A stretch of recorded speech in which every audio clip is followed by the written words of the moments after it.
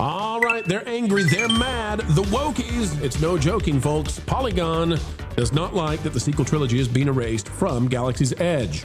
By Chris Hayner, it says, Star Wars Galaxy's Edge never stood a chance. Once again, Star Wars is relying on the Skywalker name to fix a problem. Yet the problem is it didn't have Skywalker in it. So how else are you going to fix that problem without You know what? Never mind. Just let's read it. Have you ever heard the one about how Luke Skywalker saved the galaxy? Well, get ready for one more retelling. But this time at a theme park. Star Wars Galaxy's Edge is getting an original trilogy makeover at Disneyland, tossing the bespoke story the attraction launched with in 2019 in favor of characters and moments from the first three movies. The version of the land at Walt Disney World will remain the same. Sure it will. And while I'm sad to be losing the batou that Disneyland attendees have come to know and love, this change feels inevitable considering how Walt Disney Parks and Resorts have mishandled. Oh, I'm sorry. Disney Parks and Resorts have mishandled the franchise. Sure. You know what they're mad about? They're mad that Leia, Han, Darth Vader, Yoda, all the rest, they're coming and the sequel trilogy is getting kicked out. And so what do they want to do? They're trying to pretend that the sequel trilogy is popular. They're trying to pretend that it's Disney Parks that messed this up. No. The fact that they are finally, with Kathleen Kennedy leaving, doing what they should have done from the beginning, folks, it was like having Gotham City with no Batman in it. It's crazy to have Star Wars without John Williams music. It's crazy to have a Star Wars land without Luke, Darth, and the rest. They tried to give you the Rian Johnson version of what they thought you would have to lap up and eat up, and you didn't. You rejected it. Culture, now there's a teeny weeny, itsy bitsy woke backlash out there of those who staked everything on the claim that it was a fringe minority, Russian bots and trolls that didn't like The Last Jedi. And of course, now we all know that was always a lie.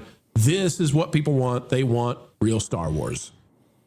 Well, and that was part of the conversation in the quote unquote exit interview that she gave to Deadline, Variety, whoever she talked to. It's funny, exit interviews are usually done by your employer, but no. We had to make a public spectacle. You notice she didn't get to do an interview with, we're talking about Kathleen Kennedy, folks, who just exited Lucasfilm. She didn't get the chance to do an interview with Bob Iger. She didn't do, there was no celebration in the trades. She had to arrange, it looks like, her own exit. Oh, her PR folks did it. Yeah, probably her husband. Her husband's, again, it's always been in her past, it's been better men that have basically built her career. She doesn't really do anything for you herself. Chauvinistic red shirt. Wait. Let me be kinder and just say she apparently makes decent coffee and delivers it to you. But anyway, hey, that's what Mr. Spielberg said. I'm just using his words. Okay. Culture, I need you to say something for me, okay? Well, okay. I need you to say Gina Carano is stunning. Oh man, Gina Carano is stunning. Thank you. I want people to know that you are not a red-shirted chauvinist. She is an incredibly lovely person, both inside and you love how strong she is as a woman, right? Oh yeah. In fact, I am a great admirer of her, and she's one of the few female actresses in her profession that can sell the throwing men around because she legitimately can do it. Unlike the need for what do they call them? Extremely accommodating stuntmen. MJ, if he messes up again, you hit him, okay? I've got you beside him. You keep him in line. I'm just picturing Gina going and rescuing him on the day he had his episode instead of that would have been, there would have been no problems. Okay. Yeah, all she had to do was, I would have been like, oh, that's Gina Carano. What do you need me to do? Yeah, here, take it all off. Yeah, he would have started singing that song, Take Me Away. She's amazing. Anyway. Going back to the article, I'm so happy for the Star Wars, the diehard fans. You guys deserve this. You guys need this. I'm so glad. That's all I have to say about this article. MJ, they wanted to get rid of the 50-year-old men, and the grandpas and everybody that was going to give Star Wars to every following generation. They eliminated that when they decided to make the Force female. And you know what? Kathleen still doesn't realize that was one of the major disconnect points, is calling her agenda out for what it was. The reality of all of that, those moments actually kind of helped the narrative spin itself from that point forward. And that was a huge problem. But bringing in Luke Skywalker, Princess Leia, Han Solo, or Han Soloed if you're, Cretan, and potentially other things. Go ahead. Doesn't George call him Han? I don't know. He may have had a moment of that might have been post stroke. I just know when you get a brain injury like that. I'm just saying, it's just sometimes. But well, hey, you guys saw what he did when he remade the trilogy, or he added all the bologna sausage in the background that just. Did somebody give you cayenne pepper this morning? Have you had cayenne in your eggs? I'm feeling good. But look, I mean, the old stories and the EU and everything else that they've tried to cannibalize in a way that to make their stories feel authentic, that doesn't work. And the fact that, again, everything that was done was to dismantle the original storytelling and the lore that went along with the Skywalker saga was not just disrespectful, but it was so destructive that they have not been able to build on this franchise since Jon Favreau tried to reinvest in the original lore. Well, it's been on a downward trajectory ever since the season 2 finale of Mando. There's been no win.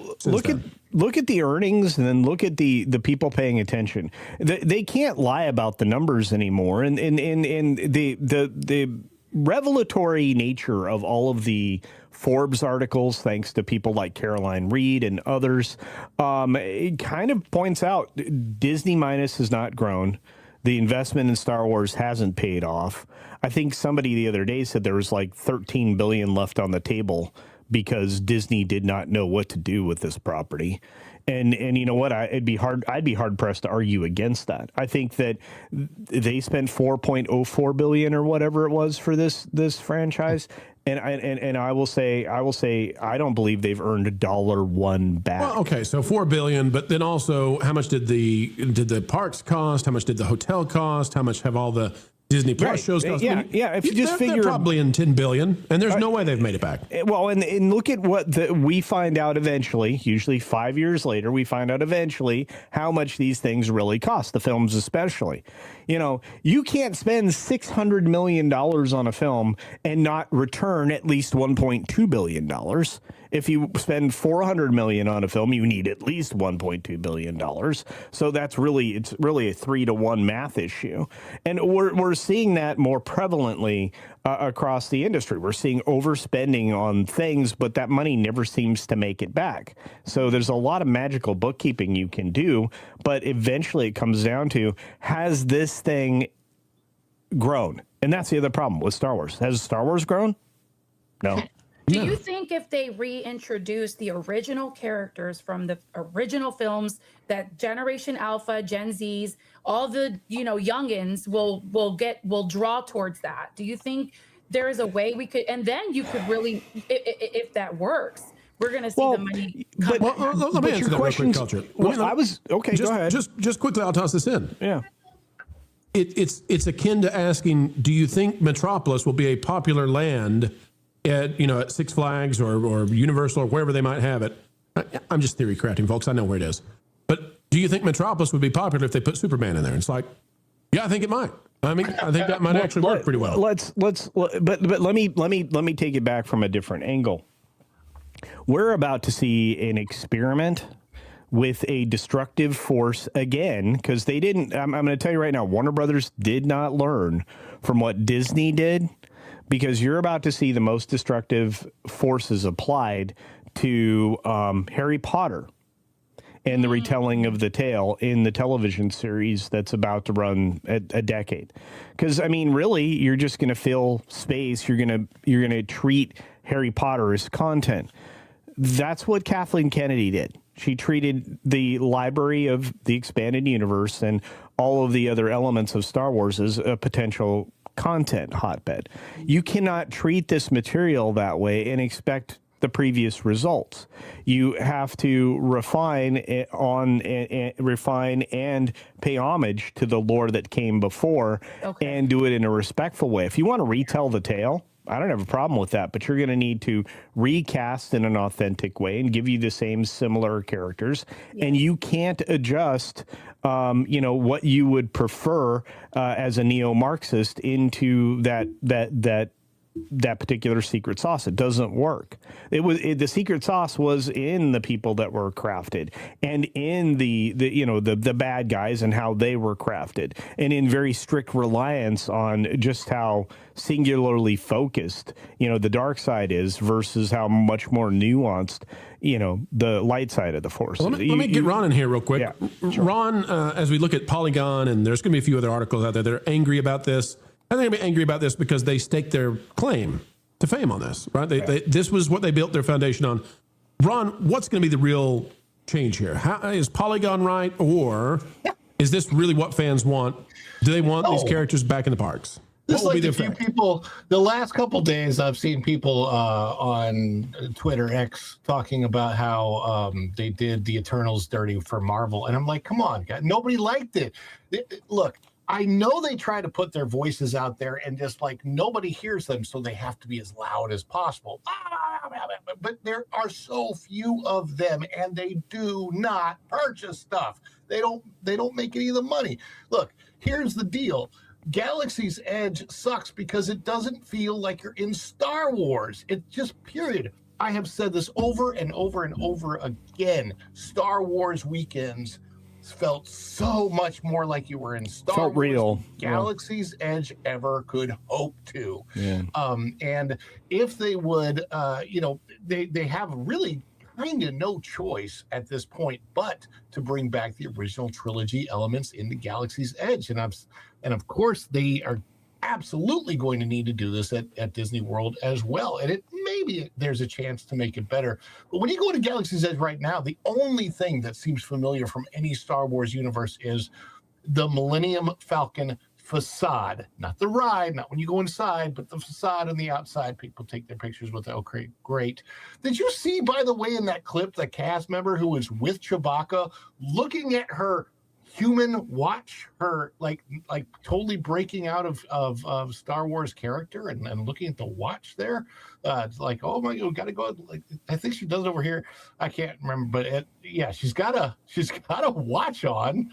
Oh, totally. Yeah, there it is, right there. Like, that makes no sense in the Star Wars universe. I get really, really frustrated because I was so excited for this to come to the parks when I thought, oh wow, they're going to do something that rivals the Harry Potter land at Universal, and they just screwed the pooch. Oh, come on, Ron. Ron, what are you complaining about? Next thing you're going to say is that she. Let's skip ahead here.